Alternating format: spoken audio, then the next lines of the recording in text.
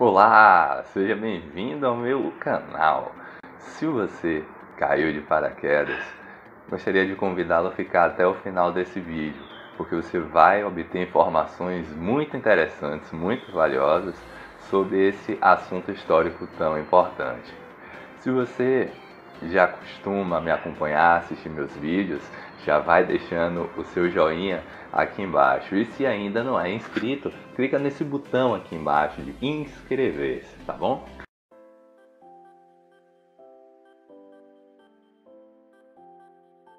O assunto de hoje vai ser sobre a Lei Áurea, que foi assinada no dia 13 de maio de 1888 pela Princesa Isabel.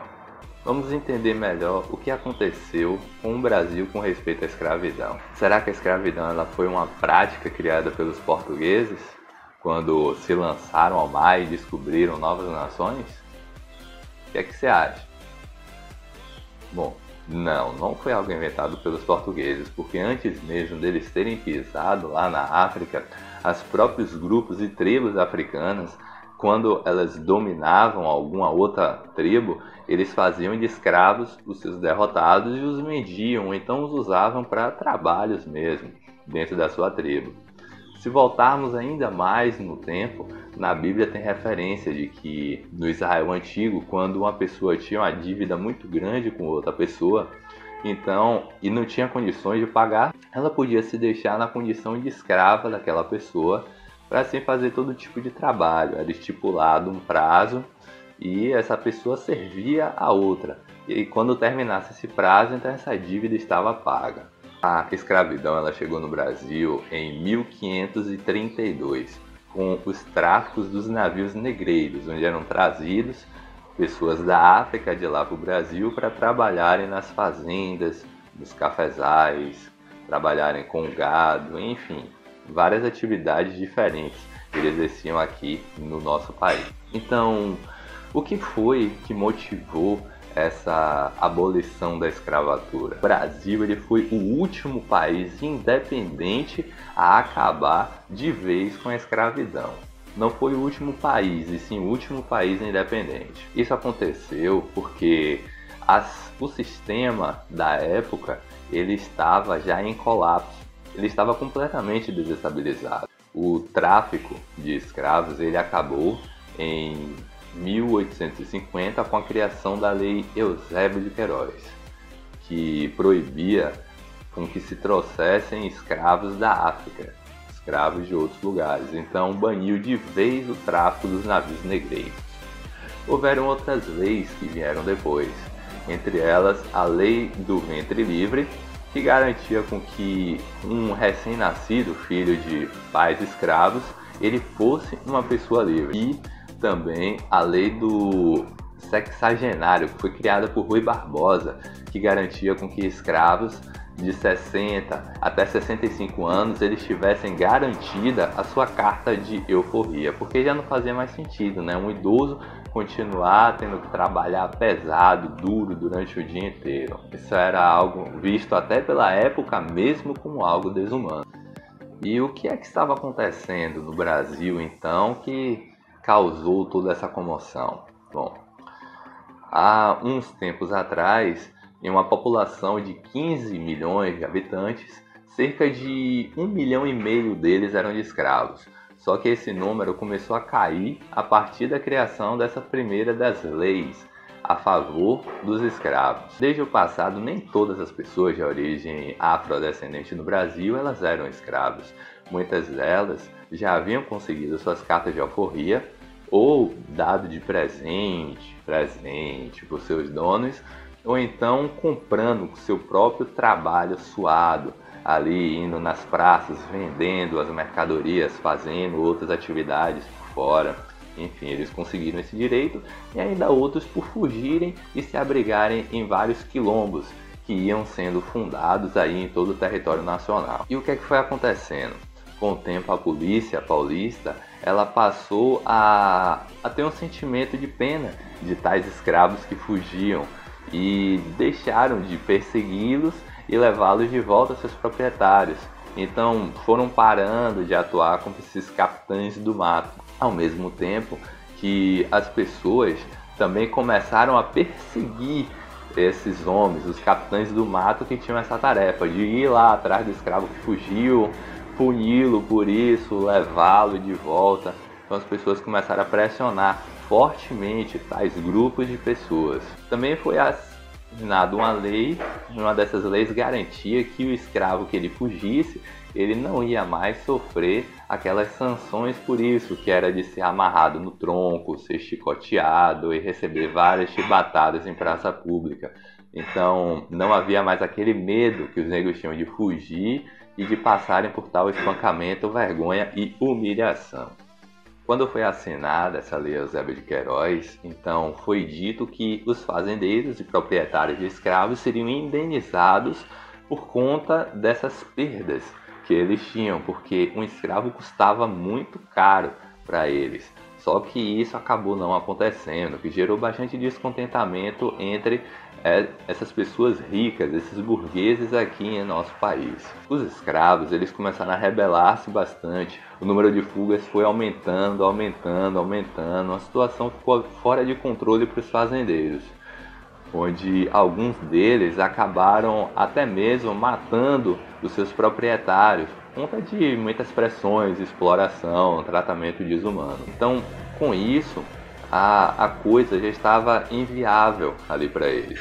E foi feito um projeto curto, uma carta simples, para que não se passasse muito tempo discutindo sobre ela, debatendo, e ela foi aprovada na Câmara que havia na época. Como o rei Dom Pedro II não estava aqui no Brasil no momento, quem era a sua regente, que era a pessoa que o representava em sua ausência, era a princesa Isabel, a sua filha. Foi ela quem assinou então esse documento, que foi a Carta Áurea.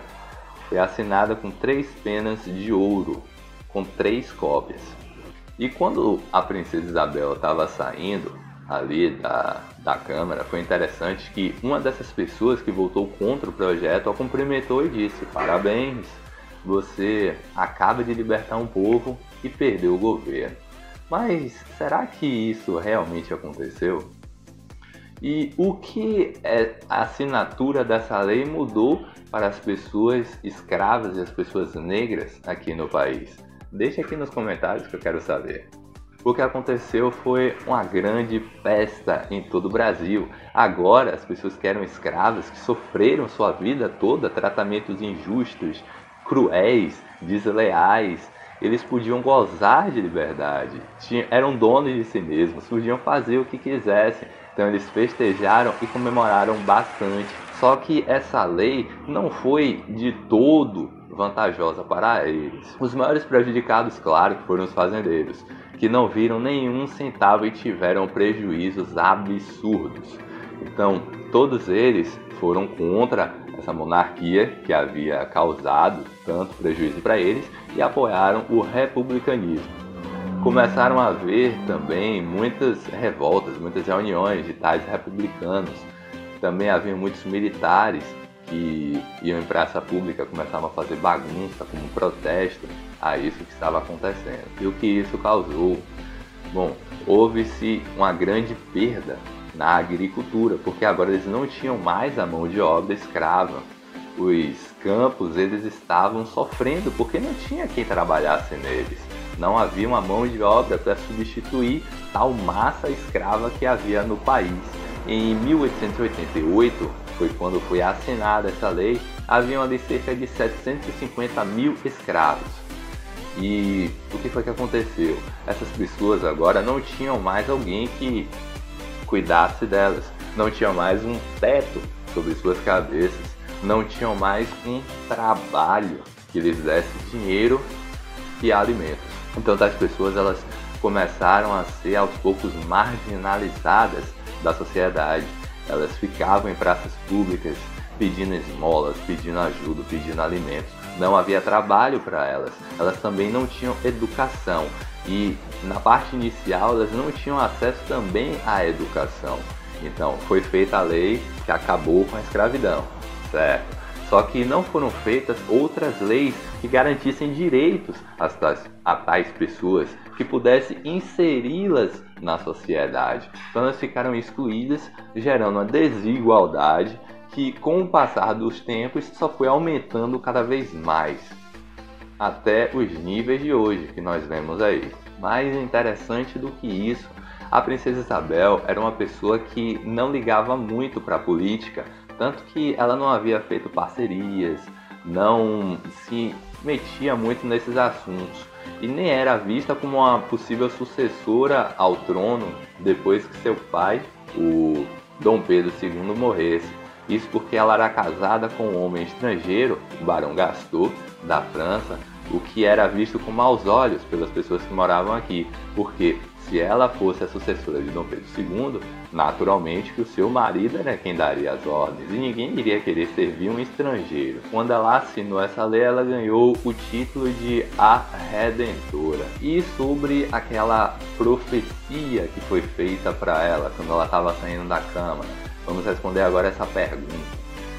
Cerca de um ano depois que isso aconteceu, houveram movimentos revoltosos e o Marechal Deodoro da Fonseca lançou um golpe de Estado. Só que Dom Pedro II ele já não estava mais afim de liderar a nossa nação. Ele fazia mais por dever, senso de dever e obrigação do que algo que ele gostasse. Então ele ficou até feliz quando isso aconteceu. Ele não foi contra, não tentou acabar com aquele movimento nem nada. Ele simplesmente abaixou a cabeça e disse: sim senhor, legal, agora eu lavo minhas mãos e vou embora. Foi justamente isso que aconteceu. Só que a princesa Isabel ela ficou muito triste, muito magoada. Ela escreveu até uma nota sobre isso, que é com o coração partido que eu retorno a Portugal e vou deixar para trás os amigos que eu fiz aqui no Brasil e essa terra que eu tanto amei e que tanto amo. Então foi isso que ela ganhou depois de um ano de ter feito algo tão notável para a história. Essa atitude que ela teve de assinar a carta gerou a ela um lugar na história do nosso país, porque em qualquer cédula que você pegar em sua carteira, quando você virar a frente dela, você vai ver o rosto da princesa Isabel. E o que é que foi feito para tentar ali reestruturar a sociedade quando isso aconteceu? Os donos de cafezais, eles pressionavam o governo e o governo ele abriu os cofres para tentar trazer imigrantes europeus para colocarem eles em certos grupos, certas colônias, povoados que eles construíram para que eles morassem aqui e trabalhassem também para tais homens. Então foram trazidas várias pessoas da Alemanha e instaladas aqui. Só que esses alemães eles sofreram muita perseguição, foram espancados, então isso foi algo que não deu muito certo. Depois disso, o governo ele tentou agora fazer algo na China, onde eles foram lá, tiveram uma reunião com os chineses e trouxeram várias dessas pessoas para cá, para o Brasil também. Então foi algo assim que também não foi muito para frente, porque as pessoas não queriam que agora esses imigrantes tivessem terras, tivessem uma organização para eles, tivessem casas, uma estrutura tipo de pequenas cidades para eles, tudo de graça, tudo só para eles trabalharem. E o que foi que deu certo? Vários trabalhadores baianos foram para São Paulo para trabalhar e ganhar dinheiro em troca disso, tais como os meeiros. E é daí que tem todo aqueles murmurinhos que se ouvem falar, né? Que foi com o suor do rosto dos nordestinos que o Sudeste cresceu e se desenvolveu. E isso é, sim, verdade, não é um mito. Então é isso, galera. Se você gostou do assunto, quero convidar vocês a assistirem vários outros dos meus vídeos, que eu trato de vários fatos da história do Brasil e também falo de diversas curiosidades, coisas interessantes e bacanas aí que agregam o nosso conhecimento e nossa sabedoria. Falou? E é isso aí. Beijinho, um abraço e tchau, tchau!